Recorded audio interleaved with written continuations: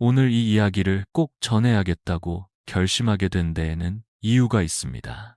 저는 25년 넘게 기억장애와 치매 환자들을 진료해온 신경과 전문의입니다. 수천 명의 환자분들을 만나며 그들의 삶과 가족들의 눈물을 지켜보았습니다.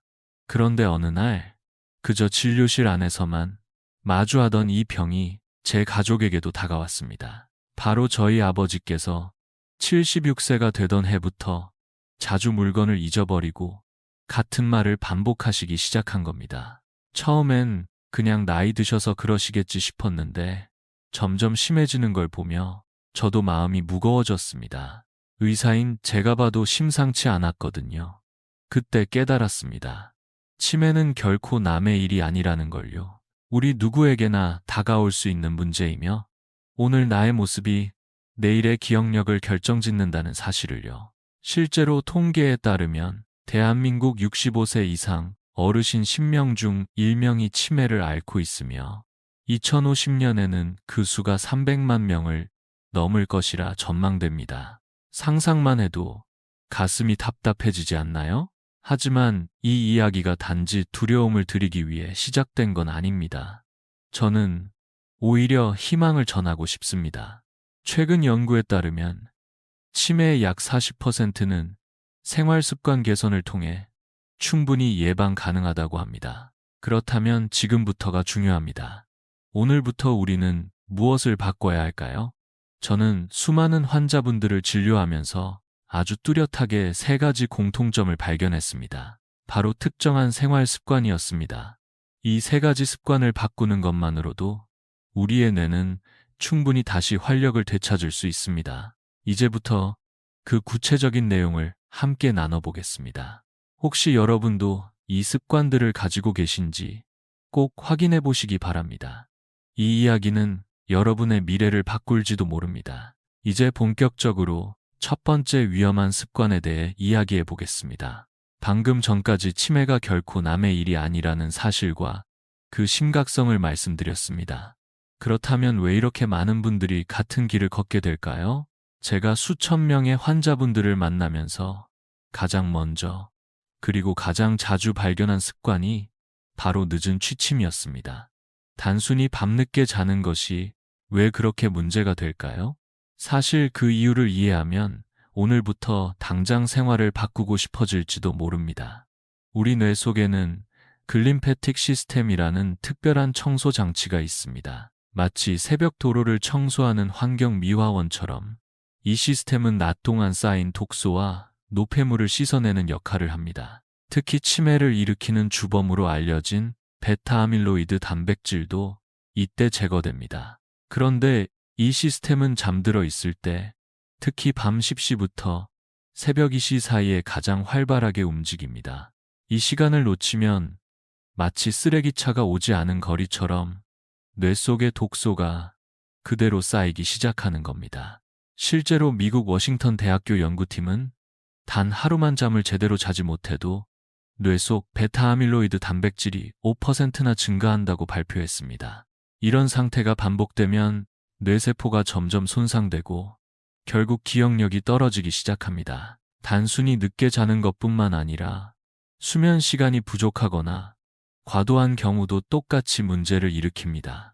7시간 미만의 수면은 청소 시간을 턱없이 줄여주고 반대로 9시간 이상 과도한 수면은 뇌의 생체 리듬을 깨뜨려 오히려 시스템의 효율을 떨어뜨립니다. 저는 이런 모습을 수없이 봐왔습니다. 진료실에서 마주한 많은 환자분들이 나는 잠이 많아서 괜찮을 줄 알았다 라고 말씀하시지만 실제 검사 결과는 그렇지 않았습니다.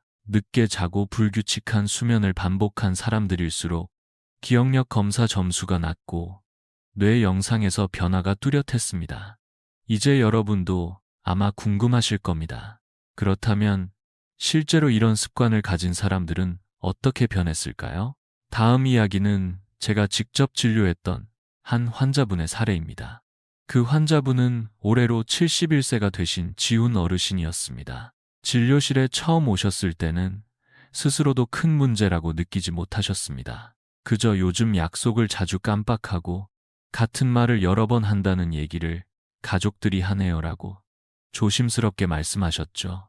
그런데 자세히 이야기를 나눠보니 젊었을 때부터 밤늦게까지 TV를 보거나 핸드폰을 하다가 새벽 1시가 넘어서야 잠드는 습관이 있으셨고, 은퇴 후에도 그 생활을 거의 그대로 유지하고 계셨습니다.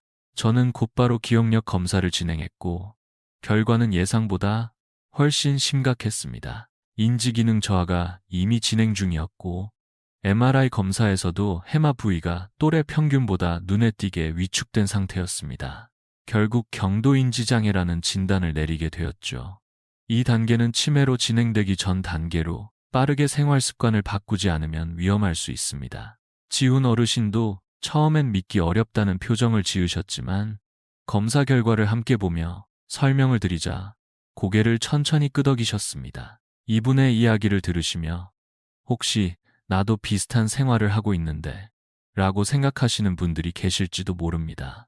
그리고 당연히 이런 질문도 드실 겁니다. 그럼 이제부터 어떻게 해야 할까요? 여기서 중요한 건 너무 복잡하거나 거창한 해결책이 아니라 오늘부터 실천 가능한 작고 단순한 변화입니다. 다행히 지훈 어르신도 변화의 필요성을 깨달으셨고 그때부터 하루하루 작은 습관을 바꾸기 시작하셨습니다. 늦게 자는 습관을 고치기 위해 알람을 설정하고 밤 10시 30분이 되면 무조건 TV와 핸드폰을 끄기로 결심하셨죠. 동시에 수면 환경도 바꿔보기로 했습니다. 조명을 어둡게 조절하고 침대 옆에는 향기 나는 허브 주머니도 놓으셨습니다. 이처럼 단순하지만 꾸준한 실천이 뇌 건강을 지키는 첫걸음이 됩니다. 이제 다음으로는 어떤 구체적인 방법들이 수면 습관을 개선하는데 실제로 도움이 되는지 하나씩 말씀드리겠습니다. 앞서 말씀드린 지훈 어르신처럼 늦은 취침 습관이 뇌 건강에 어떤 영향을 주는지를 알게 되셨다면 이제는 그 습관을 바꾸는 실질적인 방법이 더욱 궁금하실 겁니다. 실제로 많은 환자분들이 이렇게 말씀하시곤 합니다. 머리로는 알겠는데 생활 속에서 어떻게 바꿔야 할지 모르겠어요. 그래서 오늘은 누구나 쉽게 따라 할 수 있는 수면 루틴을 안내해 드리겠습니다. 첫 번째는 잠자리에 드는 시간을 정해 놓는 것입니다. 10시 30분에 무조건 불을 끈다는 식으로 스스로 규칙을 정하는 것이 중요합니다.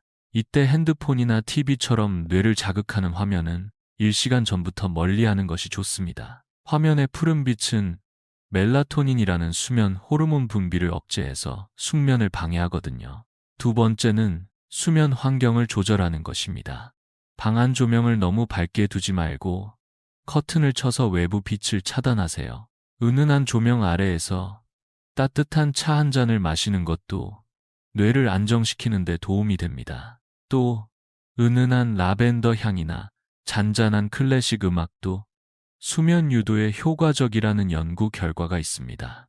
세 번째는 일관된 생활 리듬을 유지하는 것입니다. 평일과 주말을 구분하지 않고 비슷한 시간에 자고 비슷한 시간에 일어나는 것이 뇌의 생체 리듬을 안정시킵니다. 생체 리듬이 안정되면 글림패틱 시스템도 규칙적으로 작동하게 되고 독소 배출이 원활해져 뇌 건강에 큰 도움이 됩니다. 지훈 어르신의 경우 이런 습관을 2개월간 꾸준히 실천한 결과 잠드는 시간이 빨라졌을 뿐 아니라 아침에 일어났을 때 훨씬 개운해졌다고 하셨습니다. 무엇보다도 가족들이 같은 말을 반복하지 않으신다고 말해주었을 때 본인도 희망을 되찾으셨다고 말씀하셨죠. 이처럼 수면 하나만 바꿔도 뇌는 눈에 띄게 달라질 수 있습니다. 그리고 이는 다음으로 말씀드릴 두 번째 습관과도 밀접하게 연결되어 있습니다.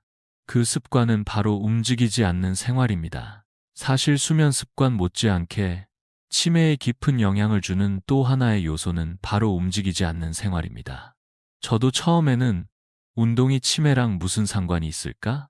라고 생각했지만 수많은 환자 사례와 연구 결과를 접하면서 그 생각이 완전히 바뀌었습니다. 우리 뇌는 단지 생각만 하는 기관이 아니라 몸의 움직임에 따라 활력을 얻는 기관이기도 합니다. 특히 움직임이 부족하면 전두엽과 해마, 즉 기억과 판단을 담당하는 부위의 혈류량이 급격히 줄어들게 됩니다. 마치 화분에 물을 주지 않으면 꽃이 시들듯 뇌세포도 산소와 영양분이 부족하면 점점 기능이 약해지게 되는 것이죠. 실제로 런던 대학교에서 진행된 대규모 연구에 따르면 규칙적인 운동을 하지 않는 사람들은 치매 발병 위험이 무려 2.8배나 높다는 결과가 발표되었습니다. 왜 이런 차이가 생길까요? 운동을 하면 심장이 빠르게 뛰면서 뇌로 가는 혈류량이 증가합니다. 덕분에 산소와 영양소가 뇌 곳곳에 고르게 전달되고 뇌세포들이 생기를 되찾습니다. 뿐만 아니라 BDNF 뇌 유래신경 영양인자라는 단백질이 분비되는데 이 단백질은 뇌세포를 보호하고 새로운 세포 생성까지 도와주는 뇌의 비타민이라고도 불립니다.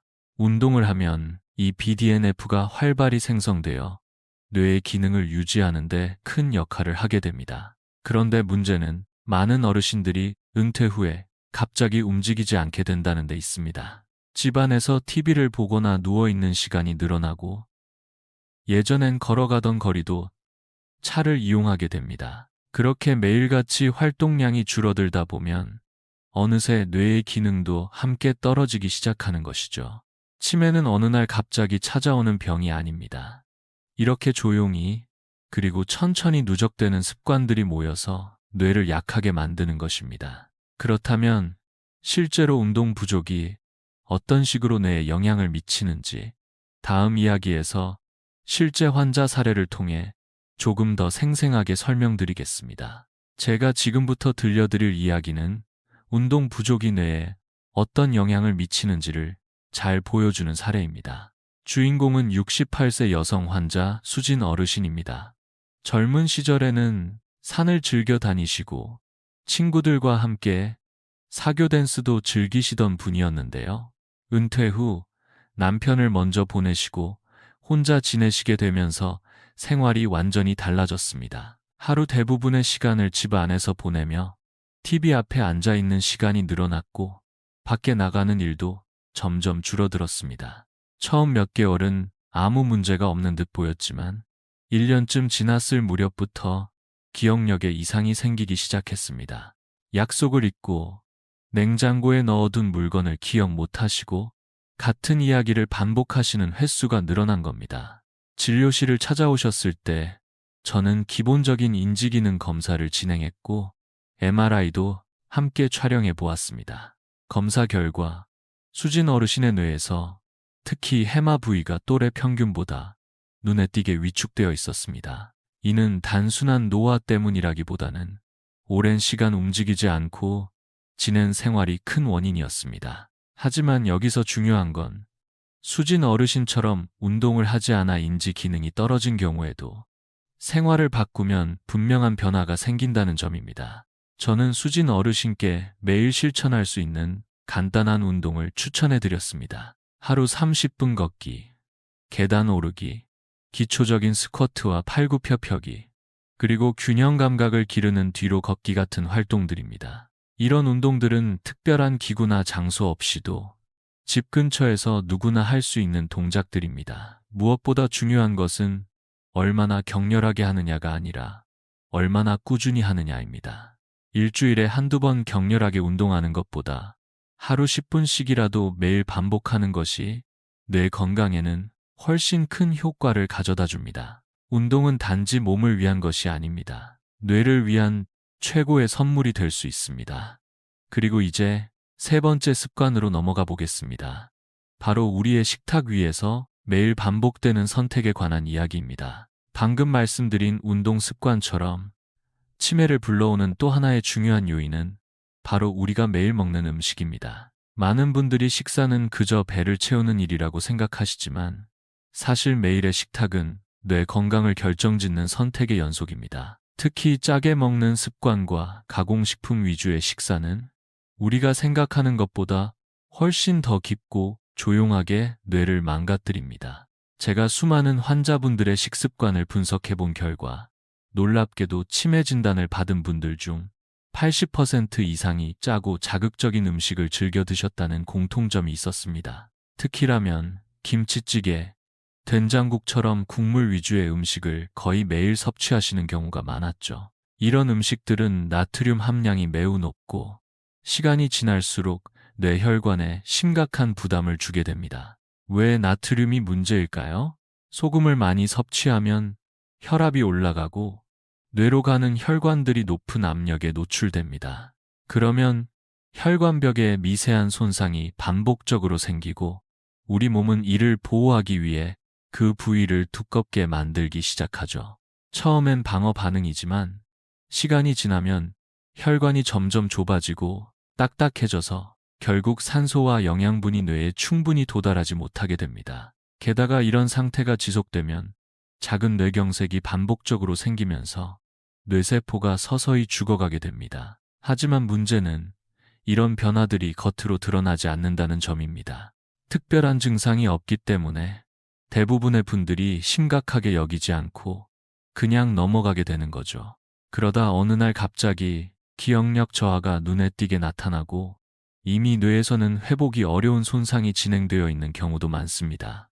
그리고 나트륨뿐 아니라 튀김, 당분이 많은 디저트, 햄이나 소시지 같은 가공식품들도 치매 위험을 높이는 주요 원인입니다. 이 음식들이 뇌에 어떤 영향을 주는지, 그리고 실제로 어떤 사례들이 있었는지 다음에서 이어서 말씀드리겠습니다. 앞서 말씀드린 나트륨 과다 섭취와 가공식품의 문제는 단지 이론적인 설명에 그치지 않습니다. 실제로 진료실에서 제가 만난 환자분들 중에는 오랜 시간 짜게 먹고 가공식품을 즐긴 결과 뇌혈관성 치매로 이어진 사례가 적지 않았습니다. 그 중에서도 가장 기억에 남는 분이 75세의 민재 어르신입니다. 평생을 바쁘게 일하시며 라면, 김치찌개, 된장국 같은 국물 음식을 하루에도 몇 번씩 드셨다고 하셨습니다. 햄과 소시지도 간편하다는 이유로 자주 드셨고 무엇보다 짠 음식이 제일 맛있다는 말씀이 습관처럼 입에 붙어 계셨죠. 혈압도 늘 높았지만 약은 잘 챙겨 드시지 않았고 증상이 없다고 해서 병원도 잘 안 가셨습니다. 그러던 어느 날 가족들이 민재 어르신의 말이 자꾸 반복되고 중요한 약속도 잊으시는 모습을 발견하게 되었습니다. 진료를 통해 확인해 본 결과 뇌 MRI에서 여러 개의 작은 뇌경색 흔적이 발견되었고 뇌혈관이 상당히 좁아져 있는 상태였습니다. 결국 민재 어르신은 혈관성 치매로 진단되었고 가족들은 큰 충격을 받았습니다.